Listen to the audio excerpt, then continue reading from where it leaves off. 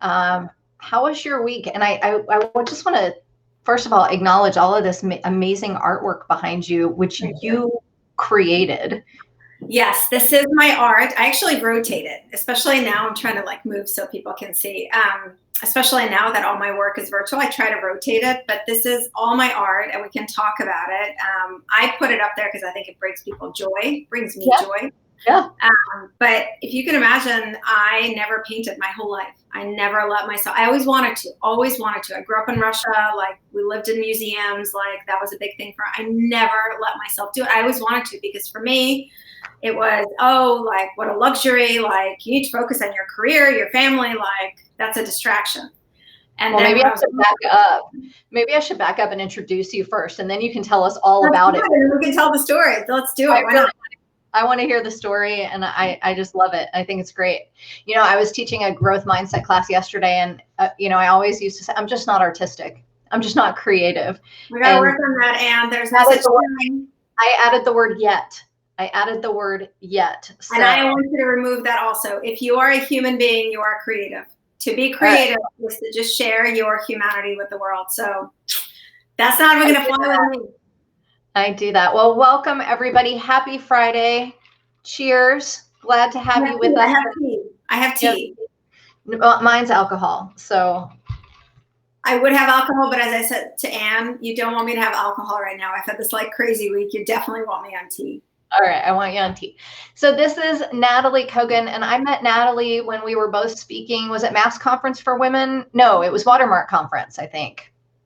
One of the conferences for women. One of the conferences for women, and I was just so blown away. One, because, and by the way, thank you for joining us, and chat in where you're calling in from or where you're dialing in from, and please be chatty throughout. So I love seeing your comments and your questions and suggestions on where to take the conversation.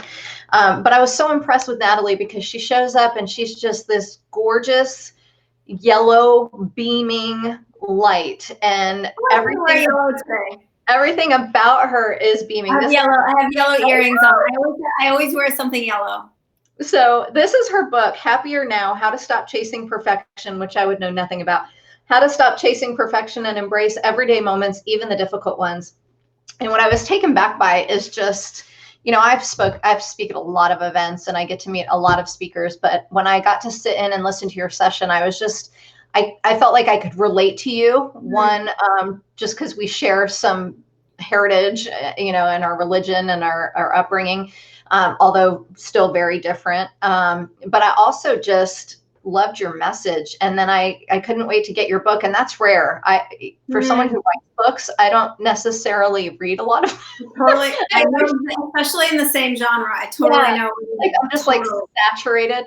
And so I normally don't go out and just buy them, but I couldn't wait to get this one, and I just sat on the couch in the living room and just kept going and going, and it's just so easy. Thank you. I didn't know that. That makes me so happy on this Friday. I loved it. So I want you to just take a second and introduce yourself. We've got Patty from upstate New York. She's in the middle of it all. And Lourdes from El Paso. Oh, we're going to help with the middle of it all. Yes. Hello, everyone. Oh, we were at the Pennsylvania Conference for Women. Loretta said that. And then Chai, is it Chai or Chi? I'm going to go with Chai until you tell me otherwise, from Virginia. And if others are watching, please let us know where you're from. But San Antonio, very cool. So tell us who you are and what your story is, because it's amazing. I will. Oh, you don't want to open with that, you guys. I could be here for 3 hours. Anne knows I'm a talker. Okay, so first I just need to say the book is now out in paperback, and you can't pick favorite children, but I love the pink that we added. I do too. Now, so you can have the hardcover or the paperback. In fact, let's do this. It's Friday and it's fun. So we're going to pick, I don't know how, but somehow we're going to pick 3 people who leave a comment throughout the chat, and I'll send you a copy of my book, and we'll do this at the end. So participate, ask questions. We'll pick 3 people and I'll send you a signed copy of my book. You can't get a signed copy at the store. Surprise! Friday surprise. I love That's it. my Oprah moment. That's my Oprah moment. Okay, that was just fun for me to do. My story. So hi, everyone. I'm Natalie. I am so grateful to be here with Anne because I had the same reaction to Anne. You go to these speaking events, there's thousands of people, and Anne came and we started chatting, and that person who's just all present when you're talking to them, like they're not looking around, and that was Anne. So that's how I knew that we'd be doing other awesome stuff. So I'm so grateful to hang out with you on this Friday evening, afternoon, wherever you are. So my story, well, let's do the short version, shall we? Okay. So I am the founder and CEO of a company called Happier, and Happier's mission is to help millions of people, including all of you, to live with more ease and less stress and to thrive at work and life by practicing science-backed emotional health skills. And I did not grow up thinking that I would start a company called Happier. In fact, I grew up in a country where happiness is not really a high value. I grew up in the former Soviet Union. And when I was 13 years old, my parents and I left everything and everyone we knew behind to try and come to the US as refugees. We're Jewish. Jews were persecuted at the time. So it was a really, I was 13 and a half. It was a really hard experience. You can probably appreciate, like at 13, I don't think you want to move across the street. We were just talking about Anne had to move in 4th grade to a different city. So here I was, and we left with 6 suitcases and $600. I remember that's all we were allowed. We spent 2.5 months in refugee camps in Europe, which were organized by the Americans to sort of take us in, and then applied for permission and got permission to come to the US as refugees. So actually, this is a fun time because May 21st, which is next week, in our family celebrated as America Day. That's the day we left Russia. We celebrate it as America Day. We always have like burgers and steak and apple pie. We all like have our family American meal. So I'm super excited for that for next week. 31 years ago, crazy. So I started my American journey in the projects on welfare and food stamps outside of Detroit. And everything I felt was overwhelm, anxiety. I mean, you can only imagine. I spoke almost no English. Everyone made fun of me because in 8th grade, that's what you do. You make fun of weird kids who have like 2 outfits and say weird stuff. And I didn't know it at the time, but that actually was the seed that would bring me to creating Happier, because I was so overwhelmed and anxious and stressed. I didn't know anything. Like, I didn't know how to feel better. I didn't have any skills. I mean, who does at 13? My daughter is at 15, and I'm so grateful I do what I do because I think it's seeping in, but I had no idea. So I had this moment of thinking, okay, if I just work super hard and I achieve a lot of things and I like have a lot of grit, I didn't know that word at the time, but definitely that would have been my word. I'm like, I like make my life perfect and make myself perfect and like take care of my family, then I will feel good, which is the opposite of bad, and I'll feel happy. And so I started to live my life with this I'll be happy when idea, which I know I'm not alone. I do a lot of speaking. Whenever I say this, everyone nods. Just think of the last time you thought I'll be happy when, right? I'll be happy when this pandemic is over. I'll be happy when my daughter goes to school again, right? Like, we all do that. And so for me, that meant, I worked super hard, and I did. And I eventually learned to speak English, and I graduated top of my college, and I went on to have a series of very, very difficult and impressive jobs. I became a venture capitalist at 25, which is an industry with fewer than 6% women. I worked for some very well-known companies. Happier is the 5th company I've ever started or been part of. I wrote books. I married my college sweetheart. We had a beautiful daughter named Mia. I bought my parents a Mercedes because I thought that if I could just collect all these achievements, right, eventually I would just, it would just be amazing. And the punchline is I achieved a lot of things. I'm still very proud. I worked really hard. But every time I achieved something, I felt happy for a short while, and it was just like, oh, and the bubble just popped, and I didn't feel happy anymore. And my answer was, you're not working hard enough because you're not good enough, because I equated happiness with achievement. So if I wasn't happy, didn't achieve enough. So I pushed myself harder. I slept less. I treated myself kind of like a military sergeant. Like, that was my relationship with myself. Like, go, go, go, and don't you dare stop. And if you make a mistake, like, that is punishable by yelling at yourself for 2 days. Right. And doing that for 20 years, eventually I hit a wall and completely burnt out and completely broke down. I mean, it was a really, really dark and very, very difficult time, I just stopped being able to function. It was really hard. I really thought I was going to lose everything that was meaningful to me, including my company, including my family, including myself. And, but I didn't want to give up because I'm a mom, right? And I had my daughter. And so I didn't know what to do. I did not know the answer, but I knew I had to find a different way to live. And that is how everything I do was born. I started to look for answers for myself, and I started looking at a lot of research. My father's a scientist, so I have deep respect for research. So I started to look at all this neuroscience and psychology research and, learning all these different things that I never thought about, trying to understand how they could work for me, really shifting how I thought about happiness and emotional health, which I know we'll talk about. And that led me to creating Happier and creating the Happier method and becoming a teacher of emotional health skills, which I never thought I would be. And here I am. And so this is what I do for a living, which is really fun to say. I have to say, it took me 44 years to realize who I wanted to be when I grow up. But the person I want to be, I want to teach you the skills, because I think of happiness as a skill, emotional health as a skill. So I am here to teach you the science-backed skills to help you truly thrive in whatever way that is meaningful for you to have, to be able to embrace more of your humanity with all of the greatness and the imperfections, and to have the freedom to share your humanity more openly with others, because this is how we achieve greatness together and at work. And so, I don't know, how was that? That was not 2 hours. I'm pretty impressed. It was perfect. And I can so relate to your story. I mean, one, technically I'm a Russian Jew, although I don't practice Judaism very well. I eat shellfish, and bacon's my favorite food group. Okay, let me just jump in there. So first of all, in Russia, Judaism, it wasn't a religion, right? To be a Jew was a nationality. I had no idea about anything religious, but just to give you an idea, I'm a Jew, but on Fridays today we have Shabbat. Shabbat for us is sushi and then movie night. So let's just, let's get real. I think how you feel is how you feel. No rules, no rules. Well, and I related to you so much just because, I joke, but I went on a hunger strike until I could tie my own shoes when I was 2. I have been this gritty, determined, high strung, high achievement, goal oriented person. If I wasn't getting straight A's and top of my class and horrible, how could you?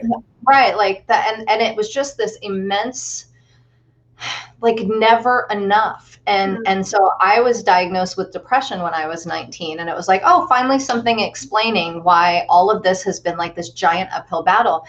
But it wasn't until dealing with Evan, my son's mental illness, that I really started diving into some of this research, because my master's is in speech communication, organizational communication. And so I was teaching emotional intelligence, but from a leadership standpoint and communication and all that kind of stuff. And it wasn't until I got asked to do my TED Talk on resilience that I was I know nothing about resilience. And they're like, well, your story kind of says you do, but I'm an academic just like you. So I was all right, well, let's dig into the research and look at all the studies and figure it out. And what I love about you is that it's not just so many happiness speakers are just kind of fluffy, right? You just feel good and then everything's going to fall into place. It's one, it's bullshit. That's not my jam. Yeah. And it's just fake. And so what I loved about you is you share your humanity, and you talk about how you struggle with stuff too, like everybody else. You can teach this stuff, but it's still hard to practice it all the time. But I love that you have real research and real neuroscience behind it. And so one of my favorite points that you make, and the thing I think I struggle the most with, and I'm hoping you can talk more about it, is this idea of acceptance. Because I think such a great one to pick right now for Anne. In all the talks I've been doing during the pandemic, it's the first one. We need it now. Because even when we were just sitting talking before we went live, I'm like, you're keynoting for Facebook? How do you do that? And it's it's one of those things where I think it's so easy to keep going, but then how do you get here? And then how do you get here? And then how do you get here? And knowing that none of that is what brings joy, happiness, and goodness. Yeah. It's just achievement. So how do you, and I know a lot of people are struggling right now with what is this going to look like? Are we going back to work? Are the kids going back to school? How do you find acceptance when you're in such a chaotic time? Yeah. Yeah. It's a great place to start. And the thing is, I teach these 5 core skills of the happier method, and acceptance is the first one, and it is the first one on purpose. It's the hardest one. I always say that, but it is also essential, because gratitude without acceptance doesn't work. Kindness without acceptance doesn't work. So I want to start actually just by giving some neuroscience, because I think it's really important for folks. What I've been sharing is, I don't need to tell everyone why this is a challenging time. We are all juggling so much, and some people are really going through incredible struggles, losing jobs, losing loved ones, but we are all struggling. And one thing I really encourage everyone is to not compare your struggle. You are struggling. We are all struggling. But on top of just the juggle and just the overwhelm, we're all in a period of uncertainty. And it turns out that uncertainty is the hardest thing for the brain to handle. Our brain would rather know that something bad will happen for sure than to be uncertain, because our brain's main job, I always say this, your brain's job is not to make you happy. Your brain's job is to help you survive. And so what your brain does all the time is it evaluates every situation. Is it safe approach? Is it dangerous, right? Run away, fight or flight. We all know that. And so right now, the brain cannot do its job. It literally, everything is changing. So the brain doesn't know how to keep us safe. It doesn't give up. It just works harder. How does it work harder? By releasing stress hormone. So we're all, on top of all the different challenges, we're all experiencing tremendous amount of just ongoing chronic stress. And I just want you all to be aware of that and acknowledge that. And why do I say that? And that I say that because that is what makes acceptance, the practice of acceptance, non-negotiable. Because the practice of acceptance, and I'm going to define how I define it, it allows us to be intentional about what can I control, and I'm going to focus my energy there, and what can I not control, and I'm not going to waste my energy there. Because here's the punchline. We all have limited amount of emotional, mental, and physical energy every day. It's all limited. And right now we're all starting our day with our tanks already depleted. They're already depleted. We're already stressed out. We already probably didn't sleep that well because of the stress. So we really have to be thoughtful about where emotional energy goes, and acceptance is really key to that. So the way that I define acceptance is it has 2 parts. So acceptance, first of all, it is a skill. All of these things that I teach, I mentioned, they are skills. And what does it mean for it to be a skill? That means you're not supposed to know magically how to do it. Right? Yeah. If you've never ridden a bike, you don't expect yourself to get on and like, look, I'm amazing. You expect yourself to fall and stumble. So all of these things, your emotional health is a skill. It meets you wherever you are. So if you've never practiced acceptance, start. If you practice it a lot, double down, right? So it's a skill. So I define it as having 2 parts. The first is learning how to look at how things are and how you feel with clarity instead of judgment. What is clarity instead of judgment? I'll give you the shorthand for judgment. Should. The word should. The minute you're in the should, you're in judgment. So this is not how it should be is the way that most of us keep ourselves in judgment, right? Now, obviously, we should not be in a pandemic, okay? Obviously, we should not be locked down in our houses or worrying about our jobs. But what is it helpful to spend your energy thinking about this is not how it should be, this is not how it should be, this person is not how. Is that helpful? No, the only thing it does, I call it the valley of suffering in my book. The valley of suffering is the distance between how something is and how you've decided it should be. Okay. The in between is just your own suffering. You've created it because it's not changing anything. It's just wasting energy. And so should is judgment. Judgment is also like dramatic stories. Our brain loves stories, right? Pleasure centers light up when we tell a story. So you're in judgment if you're in a dramatic story. So, oh my God, what happens if this doesn't end for 3 years, right? And you're spending time on ruminating on that, right? Again, that's just the valley of suffering. You're not changing anything. Clarity are the facts, right? Clarity is using kind of connecting to your inner witness to be like, well, what are the facts, right? The facts are we're in a pandemic. We have to stay in our houses, right? Like X, Y, Z. And that's a really important step because most of us, for most of our lives, we don't truly witness our experiences. We're kind of rolled up in them. And that first part of acceptance is to just separate what are the dramatic stories? How am I stuck in the should versus, well, how is it? Like, what's the clarity? And a huge part of that is also witnessing your feelings. and allowing yourself to feel difficult feelings. Because here's the deal.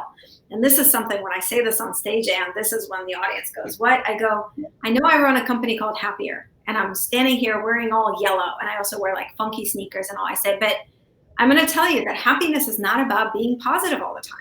That is one of the biggest traps we hold ourselves in.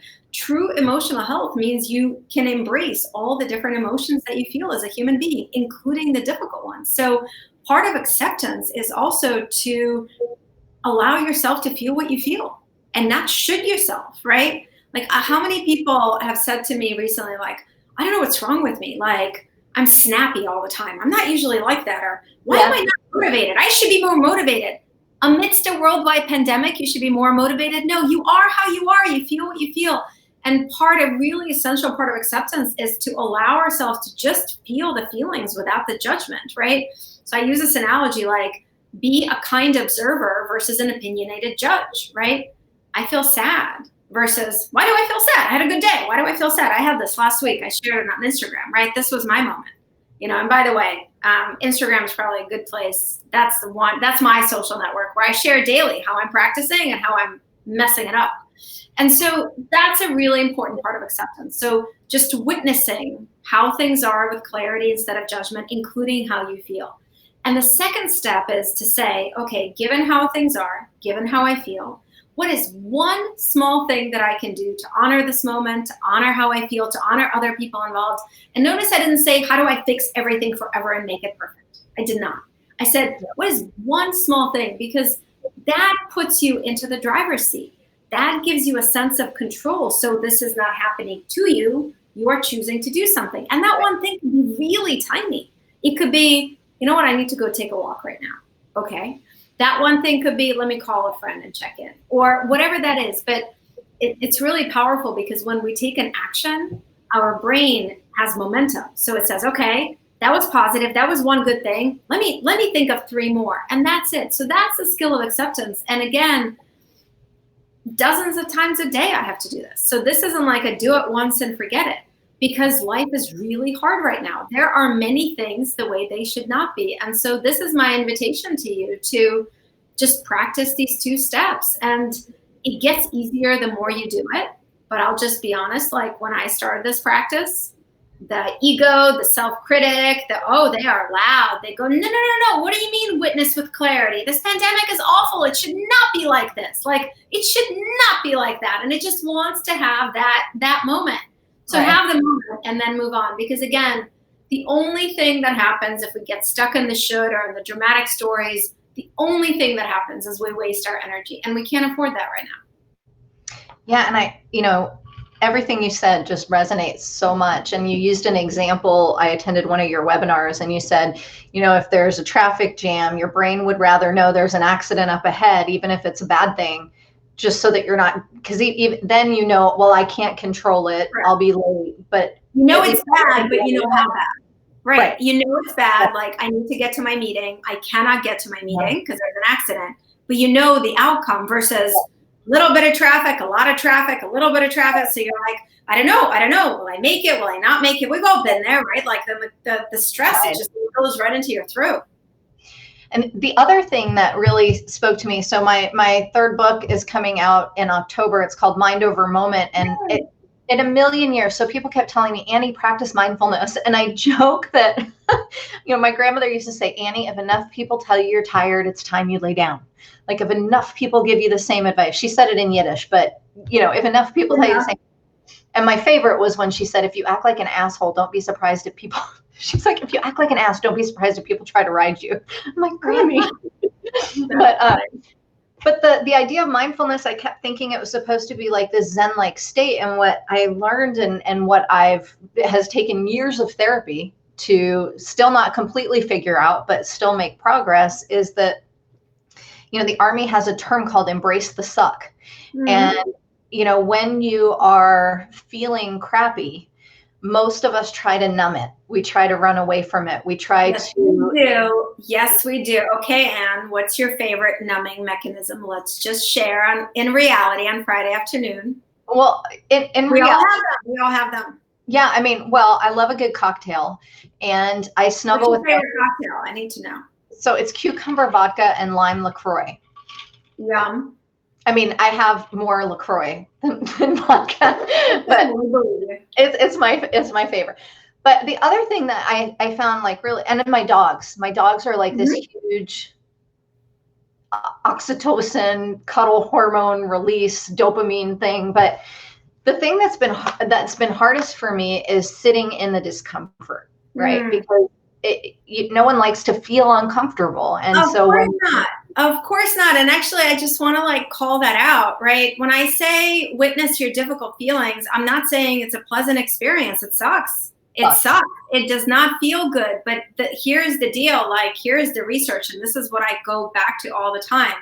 Research shows that when you allow yourself to feel the feeling, so instead of Netflix, a lot of wine, like distracting yourself with social media browsing, instead of all of those, and I've named all the numbing mechanisms that are my favorites, right?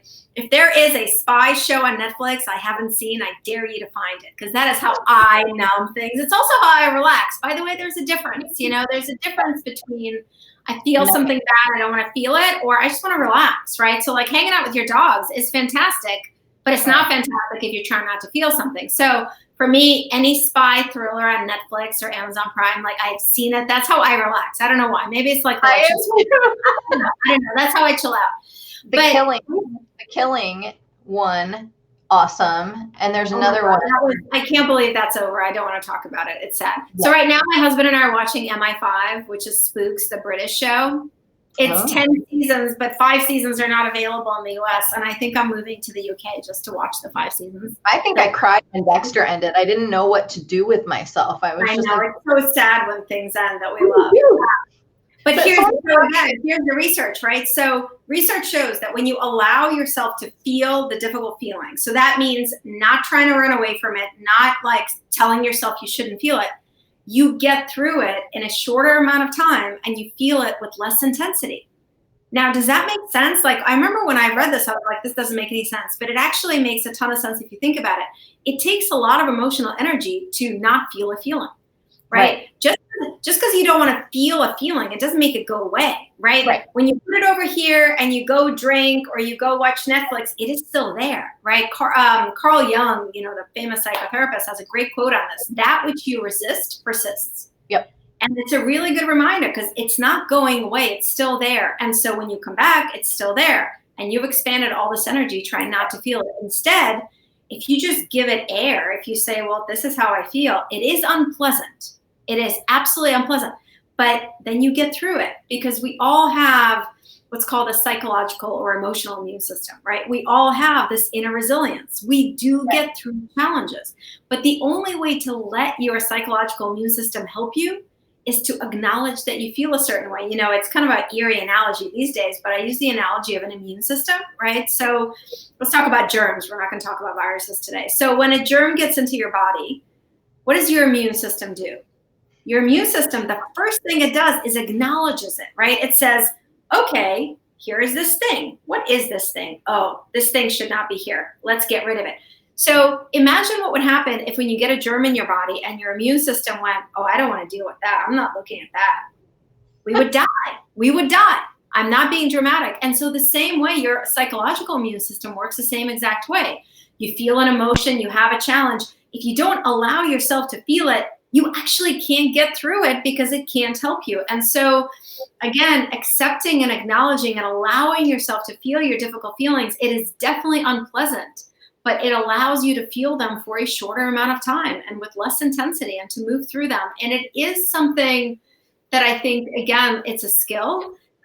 For some people, it's helpful to just sort of sit and just witness. I like to write things down. So for me, the most powerful way to kind of witness my feelings is to write them down. I actually have this practice I write about in the book. Give yourself 5 minutes. So I call it embrace your stress. So if you're feeling something, stress, sadness, anxiety, overwhelm, whatever the difficult emotion is, set a timer for 5 minutes. And it's really important to set a timer because if you don't, you can be there for a long time. And for 5 minutes, you have full permission to feel it. You can be overwhelmed and stressed and worried about whatever you want. Write it out. It's really important to write it out. And then when the timer goes off, read what you wrote. And it's such a powerful practice, because most of the time when I do this, when I read it, it sounds so much more dramatic than what it actually is.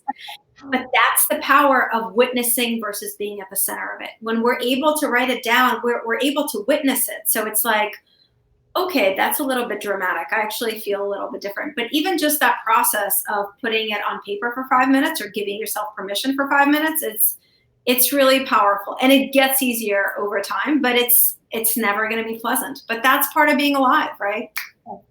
Yeah, I think we have this misconception that we're supposed to be happy, and if you think about the whole world of Buddhism, I mean, the entire underlying belief is that life is suffering. And I always talk about, we have this unrealistic expectation that we're going to find this constant state of happy. We look for happily ever after, and then you lose a job, or you get a divorce, or you get sick, and then all of a sudden you're like, well, I guess I screwed that up. And instead, I think it's so powerful to just search for these little blips of joy and sit in them for a while, because what research shows is that it's called savoring. When you sit in that and you really feel it, you actually retrain your brain to overcome the negativity bias, and you start searching out and finding more of the good stuff. Well, that's the power of gratitude, right? Which is another skill we have to talk about, right? So, the second skill, right? Well, that's the power of gratitude, right? So acceptance always has to come first, because acceptance really brings us into our reality. Acceptance takes us out of the should and the woulda, coulda, and it just brings us to here I am, right? And it's really important. But gratitude is absolutely essential. Gratitude is essential always, right? Gratitude is essential for reasons you said, right? If we don't practice gratitude, we all have what's called a negativity bias. We're all much more sensitive to anything that is negative. Again, the brain does that to protect us from danger, because danger usually comes with negative stimuli, right? Like a pack of wolves running at me, a lot of danger, a lot of negative stimuli, my brain knows what to do. So we all are more sensitive to what's negative. And so practicing gratitude, of actively appreciating things, actively savoring things, actively expressing our appreciation for them, is essential, because it reminds our brain to focus on what is good. But especially when we're going through a challenging time, which is right now, gratitude becomes non-negotiable, because what happens when you're going through a challenging time is your negativity bias is even more sensitive, because the brain says we are in danger. So I need to look out for even more negative stimuli. So if you have found yourself in the recent weeks kind of more annoyed by things, or snapping at things, or like having a thin skin, I'm raising my hand to all of these. I shared on social media the other day, a couple of weeks ago, I lost my crap with my family. I screamed, I yelled, I slammed the door. It was ugly. The whole thing was very ugly. I don't even remember what set me off. It was some tiny thing. We can talk about self-compassion. I chose to, instead of beating myself up, I came back. I apologize. We had a lot of chocolate cookies. But I mentioned that because we are all right now going through so much challenges. Our negativity bias is through the roof. So smaller things annoy us, right? So gratitude becomes so important, because when you're going through a hard time and you focus on what is good amidst the challenge, I'm not asking you to be grateful for the pandemic. Actually, I heard that advice the other day. It is such BS. How can you be grateful for the pandemic? But within the pandemic, within our life as it is, can you find something that is good or beautiful or kind or comforting? And can you honor that with your attention and your gratitude?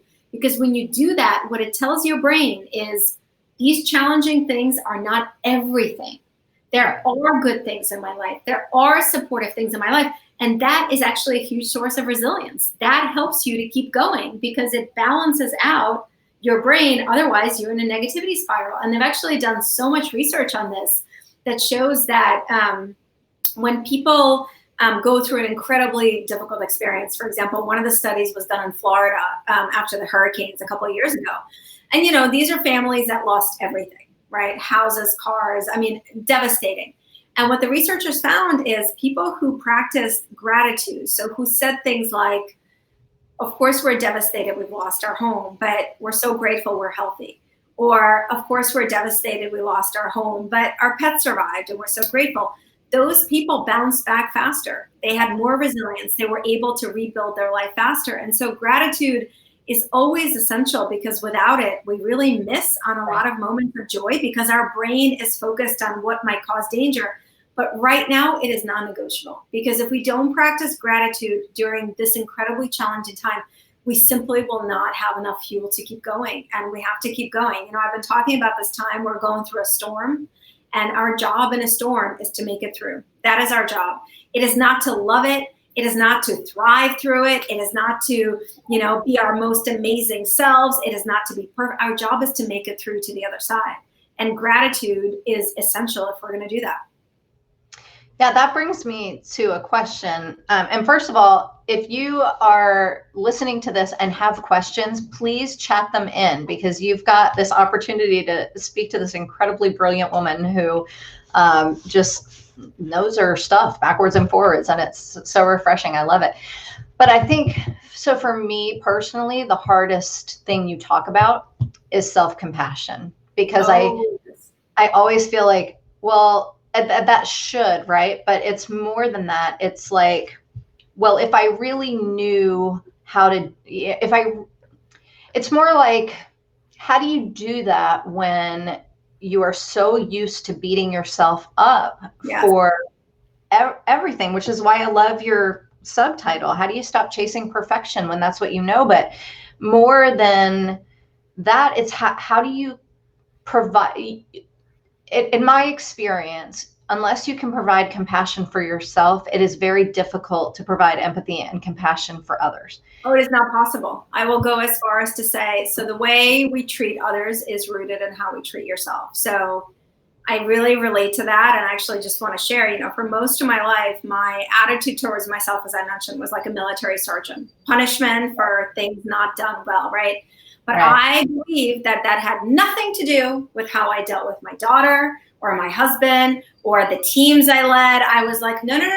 How I treat myself has nothing to do with that. The fact that I am constantly overwhelmed and beating myself up, I care about them. I care about their well-being. A bunch of BS. That is a big fat lie I was telling myself, and it is not possible, because my lack of compassion for myself made me way less patient with others, less accepting of others. I expected perfection for myself, so I expected it from everyone else. You know, one of the most insightful and yet painful things for me, you know, we're really close with my daughter. She's 15.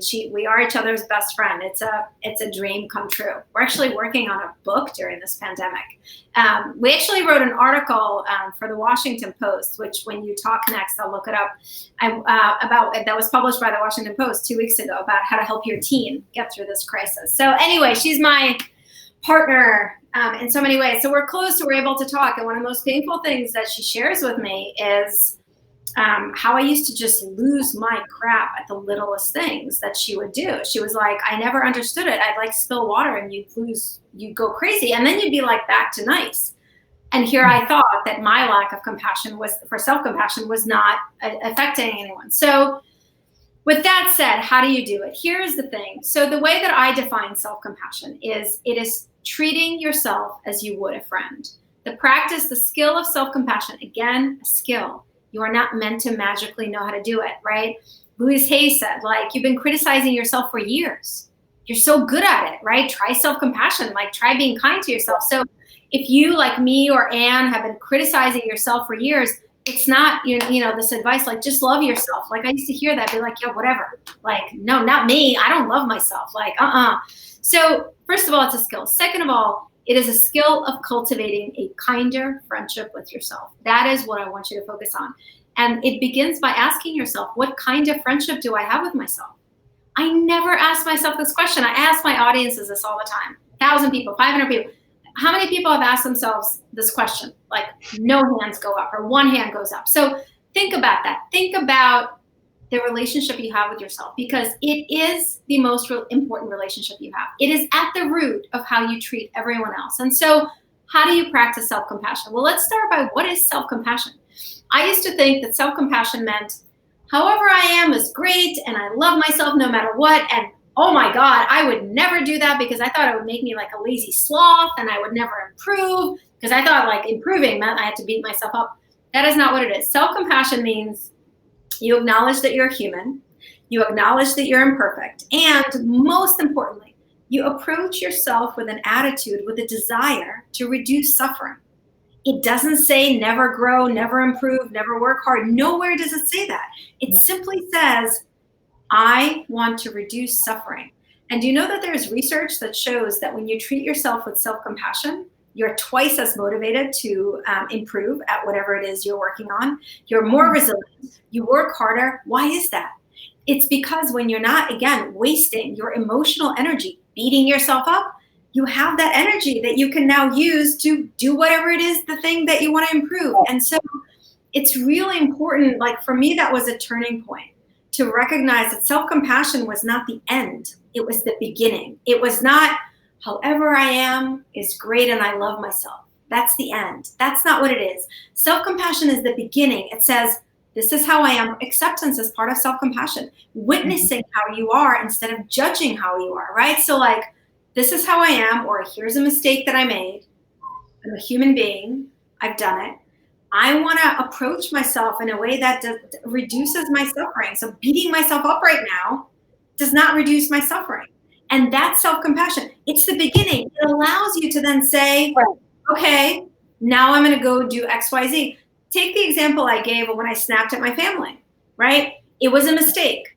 It was not a good thing to do. I am not proud of it. But the old me would then literally spend days brooding, feeling awful, feeling guilty. None of that would actually help my family, by the way. They would still feel what they feel.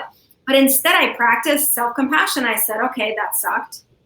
That was yelling at my family. I yelled at my family. That sucks.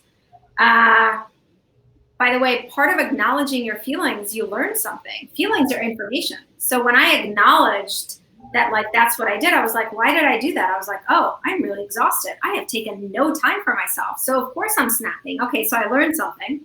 And then I said, okay, well, I'm a human being. Like, I screwed up. I made a mistake. And then I came back home and I apologized. And then we ate cookies, right? So it's not like I didn't do anything. Right. But because I treated myself with self-compassion, instead of brooding and feeling guilty and all of that, I was able to come and help them and all of us heal together. And that's the power, right? That's the power of self-compassion. So again, it isn't about saying, however I am is amazing and nothing ever has to change. It is saying, I'm a human being. This is how I am. I embrace that. That's acceptance. And I want to approach myself. I want to cultivate a relationship with myself that is rooted in not wanting to cause myself suffering. And by the way, when you do that for yourself, you bring that to every interaction with other people. I have become, and this is one of my proudest achievements, and I have achieved a lot. One of my proudest achievements is I've become a more patient person. And I am not by nature patient. Like, one of my worst tortures in life, as my family, they make fun of me, is like to wait in line. Like, if we're going and they see a line, they're like, uh-oh, mama, uh-oh, you know. But I've become not perfect. I'm not perfect about it. I'm a human being, but I've become more patient. I've become more accepting of other people's imperfections. I've become more forgiving. And all of that is not because I did anything other than cultivated self-compassion with myself. And so, yes, I just glanced at Loretta's comment. Loretta, my slogan is a little different, but exactly what you're saying. Challenge is constant and real, but struggle is optional and suffering is optional. There are always going to be challenges. There are always going to be something difficult we have to work through, either our own or a pandemic. But the struggle, the suffering is of our own creation. And that is something that we can limit, not eliminate, limit, reduce. So we got another question saying, what are other ways to honor our heart emotions? You mentioned a walk and journaling for 5 minutes. Do you have other suggestions? Yes. This is an area you can see I'm expert in this, mostly because I have to do it a lot. Well, I spent most of my life where I really come from a place, my parents love me very, very much. And my parents live 2 miles that way. We're still really close, but they, I didn't grow up in a culture, they didn't really have the tools to like talk about difficult emotions, right? It was like, suck it up. And, it was a hard life. So I didn't really learn any of this until recently in my life. So I still have to practice a lot. What what might also be really helpful is it depends on, if you're more extroverted. I'm actually a super introvert, which people have a hard time. I'm actually both. So I should just honor that. Introvert, right? So if you are someone who is more extroverted, so you need other people, it can be really helpful to have a conversation with someone. So just reaching out to a friend or a colleague and just chatting with them, not asking for, it's really powerful for us to connect, right? And by the way, one of the biggest gifts we can give to each other during this really hard time is to be there for other people, is to listen. When someone is sharing difficult emotions, what they don't want is for you to cheer them up. What they don't want is for you to fix it. That's what we think they want. That's what I used to think people want. They just want to be acknowledged and accepted and validated. So it might really help if you're really stuck in a feeling to talk it out with someone. And you can just tell them, like, listen, I just have this, like, I just want to share with you. Like, I don't need you to tell me advice. I don't need you to fix it. I just need to share. So that can be really helpful. The other thing that can be really helpful, sometimes we just need a little distance from it, right? Which is what writing does. But any way that you can have that distance. So for example, this is actually like a super, I have to remember to put this in my next book because I didn't make it into this one. In my next book, but I don't know if I told you, and it's for leaders. It's personal development for leaders. So I just, I gotta start writing.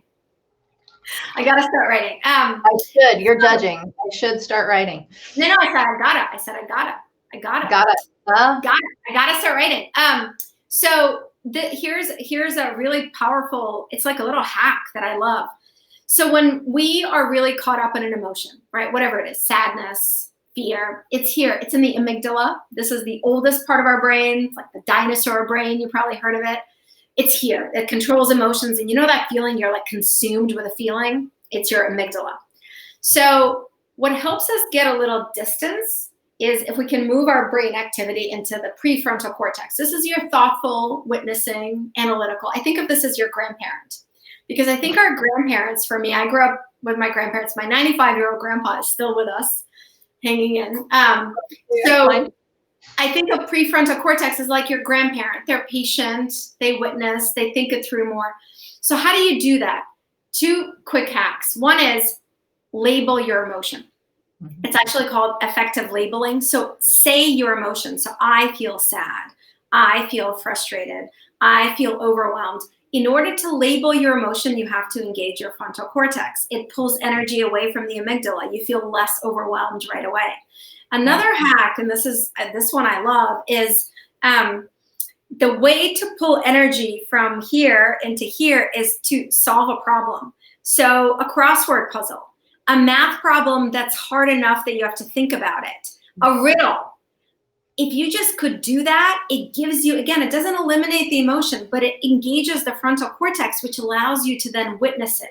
So any way that you can break the overwhelm, do it. So again, those 2 other hacks are a riddle, a crossword puzzle, a math problem that's just hard enough. Again, it takes a few moments, but it'll just pull your energy from the amygdala and into the frontal cortex, or label the emotion and be really specific. Name it to tame it, right?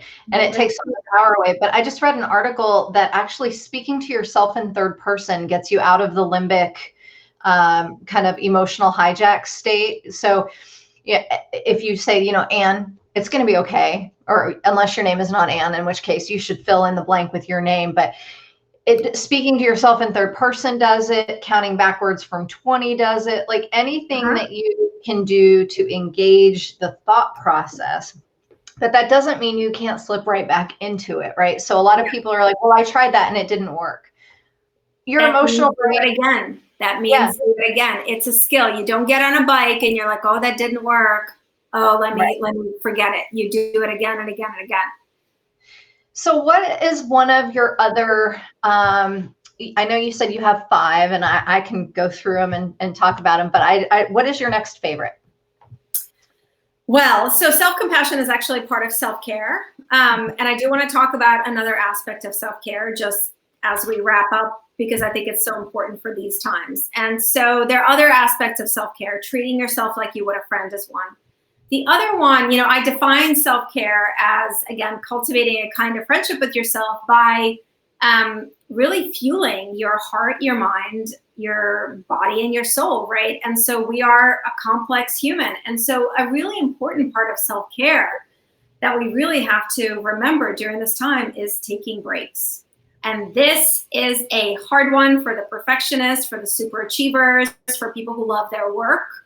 I love my work. I really like it. Gives me, you can tell, it gives me so much meaning. So our brain cannot function without taking breaks. It really cannot. And so it is so essential for us to understand that taking a break, 5 to 10 minutes, by the way, 5 to 10 minutes every 90 minutes, hard for many of us, but a couple times a day.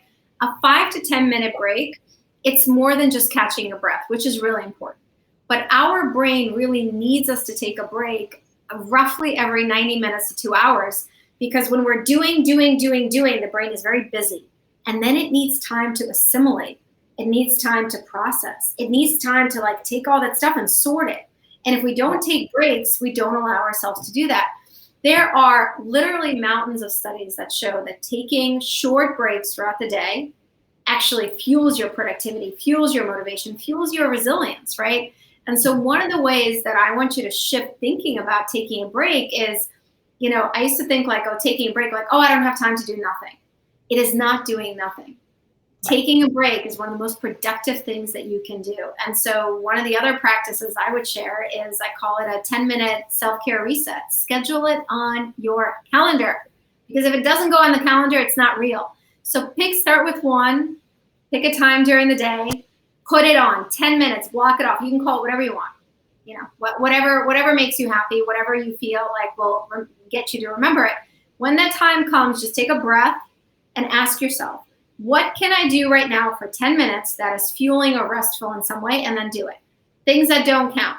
Email. Catching up on email is not a break, okay? Right. I've done that. It is not a thing. Scrolling social media, not a break, okay? It's numbing activity. So something that can feel fueling. Taking a walk outside, if you can do it safely, is one of the best things you can do for a break. Taking a walk in fresh air for 5 minutes boosts your mood. It has long-term benefits as well. Maybe you read a couple pages from a book you're reading. Grab some tea and just sit and have tea, and let that be the only thing you do, right? That's incredibly restful, right? For me, something I often do is, you know, speaking of my art, I'll often like pull out, I mean, these are oils, so I can't like set that all up, but sometimes I like pull out a watercolor, and I'll just like for 5 minutes play with it. So whatever is restful or fueling to you, do that, but just make a commitment, because especially right now, the overwhelm, the stress, the challenges, we're all running a deficit at the beginning of the day. So give yourself that opportunity, not just to catch your breath, but for your brain to catch up to where you are. You actually will get more done after you take your break. For me, it's doodling. And here, let me grab it.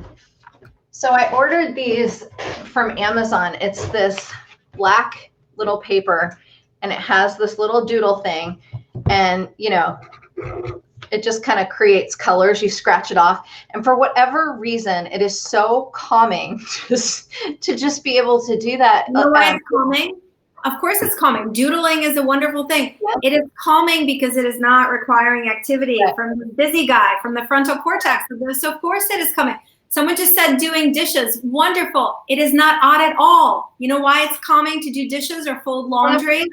It's because you don't have to work hard. It's an automatic activity. So it is incredibly restful. Gardening. For some people, it's cleaning. For some people, it's organizing. Whatever it is, if it helps you feel rested and fueled, you're doing it right. There isn't a prescription. But again, you know, the mistake we sometimes make is like, oh, I don't have time right now, you know. So the proverb that I have for myself, this is a little bit different, but there's a Zen proverb about meditation, and it says, the Zen monk says, you should meditate for 20 minutes a day. And if you don't have 20 minutes a day, you should meditate for an hour, okay? Right. So the idea there is, because when you meditate for 20 minutes a day, you'll have more capacity, you can get more done. It's the same way with breaks, right? You have to take several 10-minute breaks, short breaks throughout the day. And if you don't have time for a break, you should take a longer break. Because when you take that time to like settle and center and arrive in the present moment, and your brain has caught up to you, then you have an opportunity to actually be more effective, more focused, more motivated. You're a better human being. I'm a better human being once I've taken a break. You know, we all know that. So I love everyone sharing the way they're taking breaks. Yeah. Cooking. I'm so grateful because my husband started learning how to find peace and zen by cooking, and I do not. So it has been wonderful because I get these amazing meals. He'll just show up with this beautiful dinner. Last night it was like teriyaki glazed mustard something salmon. Oh my God, I love that. How did you do this? I cook. Cooking is my love language, but I have to admit it's not always like a relaxing thing for me, but I love that. That's awesome. Go husband. Yeah. And Elizabeth Lombardo was my guest a couple of weeks ago, and she's a psychologist, and she said she advises people to do a 3x5. And it's 3 times a day, take a 5-minute break where you're doing something to refuel. And I don't know if the 10 minutes is a magic number, but it's kind of like the Pomodoro productivity method or high intensity interval training where you sprint and then you rest. And so your brain can't sprint all day long. It's exhausting. 90 minutes is roughly what we got of focus time. And I know there are folks out there who are like, no, I can do it for longer, because I'm that person. I'm like, no, I can do it for longer. You think you can, but you start losing a lot of productivity and efficiency. So 10 minutes, I find there's a lot of research is between 5 and 10. 10 minutes is a good enough time because realistically, it'll take you some time to figure out what you want to do. Get to doing it. So you actually want to give yourself a few minutes to actually do it. And by the way, if you have time for longer than 10 minutes, you go, girl. Like, go for it. Okay, so I always tell people my relaxing, yours is spy stuff. Mine is Law and Order SVU. I like my crimes heinous. I want that. Mine would be too, but I already watched the whole thing, so I've moved on. Oh yeah, well, I've seen them all already. So Heidi said ironing my sheets. You ironed your sheets today. My grandpa always ironed his sheets. So Heidi, you totally made me think of my grandpa. My grandpa, until he couldn't anymore, would iron his sheets. And I was like, what? I don't get it. And he would be like, and then when you get in, it's just like, for him and my grandma, he would always do that. So my hat's off to you. So I want you to pick 3 people who have. Oh no, I'm not picking. Here's what we're gonna do. When we wrap up, you're gonna pick 3 people, and then we'll post it in the comments, right? Because this is on Facebook. So first of all, Anne is gonna do the picking. I will do the sending. And the other thing, Anne, would you put? Because I can't comment for some reason. What is it? Would you just put, so the way, because I know folks always ask, so the best way to find more is on happier.com. There's tons of free things, tons of blog posts, videos. Yep. It's Nataly Kogan on Instagram, one word, NATALYKOGAN, just so you can find me, and that's the way to stay in touch. I saw people going like, yes, I want to know about more leadership groups, so more leadership books. Yeah, my book will be out in a while. For now, it's Happier Now. Any books that I recommend, obviously Happier Now. Obviously, it's a must. There it is. Anna's going to hold my book.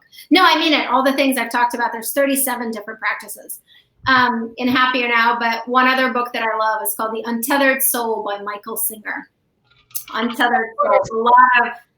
Of course, if you don't have a copy of 52 Strategies for Life, Love, and Work and Strong Enough, you should definitely. Yeah, how dare you? That's right. That's right. So those are it. So yes, and you'll pick the people. You'll let me know and have your assistant get their addresses, and we'll get the books out to them. So just so you guys know, what we will do is in the comments when we're done, I'll post the 3 names and we will get addresses. You can direct message me your address and I will send them to Natalie. And I feel like we haven't even scratched the surface. So I don't know if you're up for it, but at some point I'd love to have you back on because there's so much more that I think. Yeah, let's do it in like the next phase of the pandemic. So we can talk, we're going through phases. We're going through psychological phases. So we should do it in the next phase. Totally. Thank you for all the questions. Thank you to everyone. And we'll be sharing this recording on the Happier Facebook page, on my Facebook page. So hello to all the humans who haven't watched it yet, but who are here in the future. And thanks, Anne. This is an awesome way to wrap up Friday afternoon.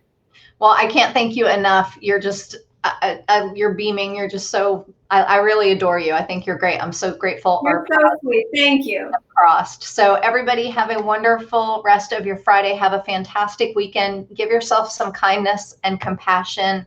Yes, things to be grateful for. And we will see you next week at 3:30 Central. Bye. Awesome. Bye, everyone.